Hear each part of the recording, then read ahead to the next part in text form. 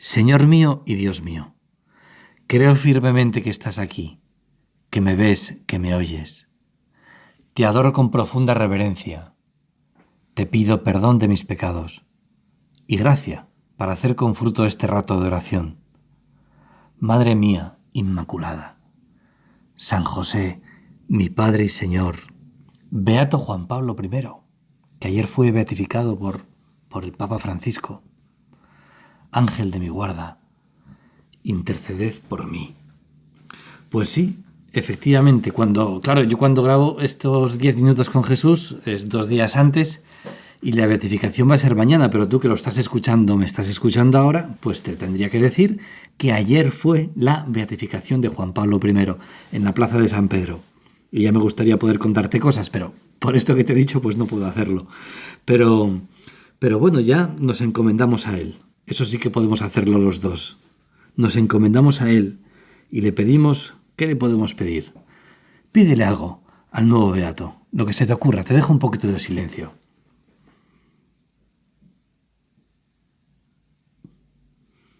Bueno, pues te digo lo que le he pedido. Yo le he pedido santidad para ti. Eso es lo que me ha venido a la cabeza. Y también para mí, claro. Bueno, pues para que haya una beatificación, pues siempre tiene que haber un milagro. Y el milagro que sucedió lo recibió una niña de 10 años que se llama Candela, ahora tiene 21, y es de Paraná, Argentina. Resulta que esta niña a los 10 años empezó a tener dolores de cabeza persistentes que no terminaban. Su madre lo primero que hizo fue llevarla al oftalmólogo a ver si le ponían unas gafas porque pensaba que sería la visión, pero no era la visión. Le hicieron prueba para aquí, prueba para allá, nada, no había manera. Y empezó a tener ya con el tiempo vómitos, fiebres, y empeorar, y de médico en médico. Y nada, no le diagnosticaban porque no sabían lo que tenía. Bueno, de hecho, se lo han diagnosticado años después. Fíjate, algo que yo no había escuchado nunca. Sufrió un síndrome epiléptico por infección febril, que es una enfermedad rarísima que tienen 1 de cada 100.000 adolescentes y sobre todo más los chicos que las chicas. Pero bueno, esto es lo que tuvo, que es gravísimo, ¿no? Hubo un momento que hasta 500 kilómetros de ambulancia hizo con una enfermera y con su madre en el coche, en fin. Bueno, hasta que el 27 de marzo del año 2011, en el hospital de Paraná, pues ya la llevó su madre y ese día ya se quedó internada. A las pocas horas estaba ya con un respirador, intubada, empezó a sufrir convulsiones y evolucionó hasta quedar en estado vegetativo. Y llegamos al 22 de julio del año 2011 y ahí hay un momento en que la doctora ese día abraza a Roxana, que es como se llama la madre. La niña, creo que lo dijo, se llama Candela.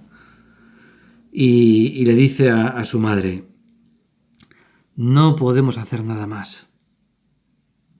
Cande se muere esta noche. Bueno, pues esto es ya lo que se podía esperar que muriera. Pero bueno, la madre, en cuanto le dijo esto la doctora, se fue a la iglesia que había ahí al lado, a la que iba a rezar de vez en cuando, habló con el padre José Dabosti, con el que ya tenía trato, porque hablaba con él de vez en cuando iba a rezar a la iglesia, y ese día, por primera vez, le pidió, padre, por favor, venga al hospital, para que rece sobre ella. Y el padre José, pues para allá fue.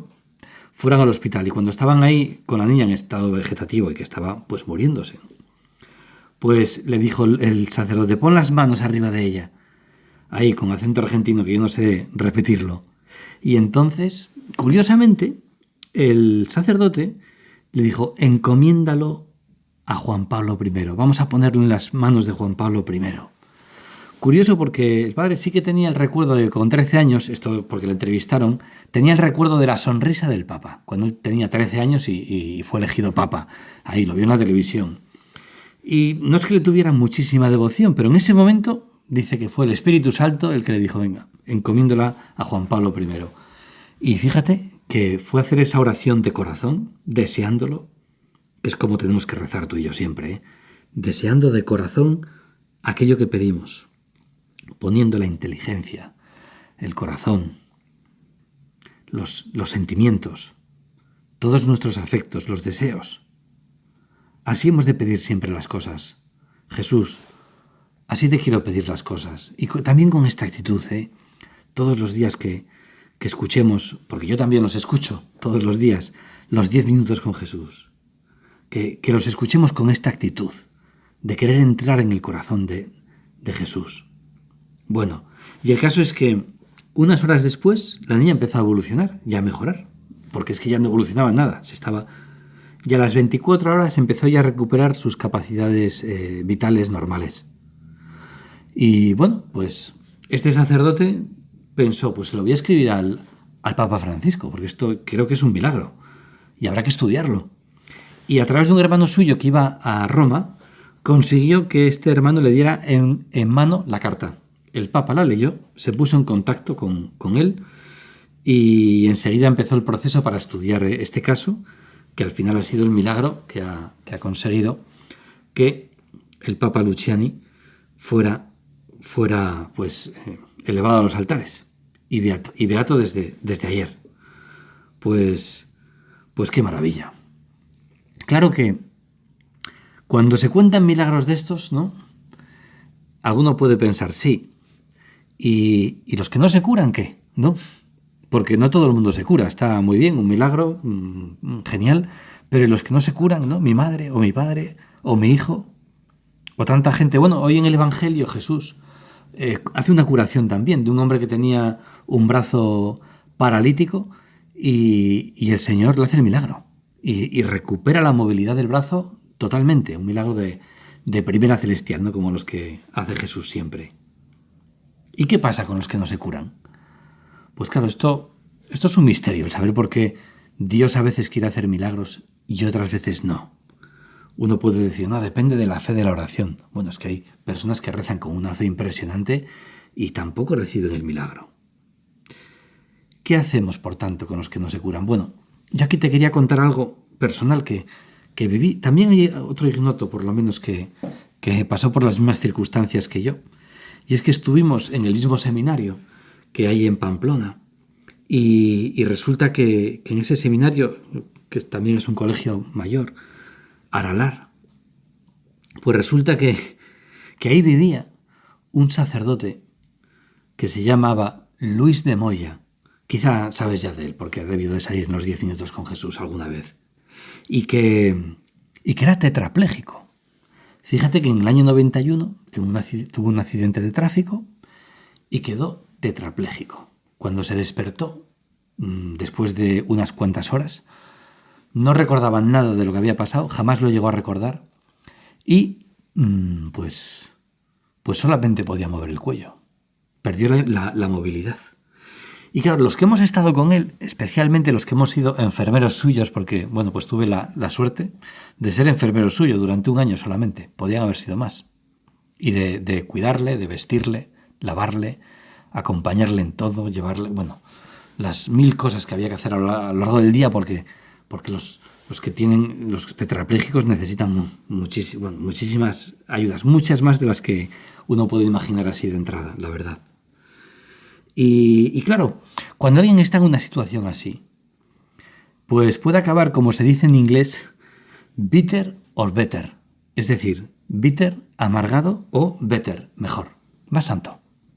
Y yo pude ver con mis ojos, porque sí que sé que en los primeros años rezaba él insistentemente y mucha gente para que pudiera recuperar la movilidad. Y el milagro no se dio.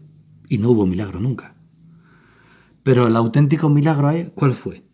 Pues que él pudiera decir, como decía, que se sentía como un millonario delante de Dios.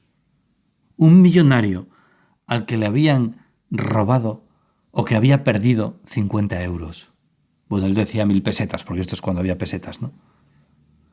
Es decir, se sentía como un millonario al que había perdido 50 euros. ¿Por qué?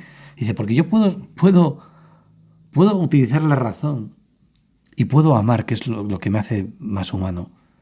Puedo amar a Dios y puedo amar al prójimo también. Y bueno, realmente para mí, podré estar con él cada día, viendo sus luchas, porque claro, lo hay que luchar mucho.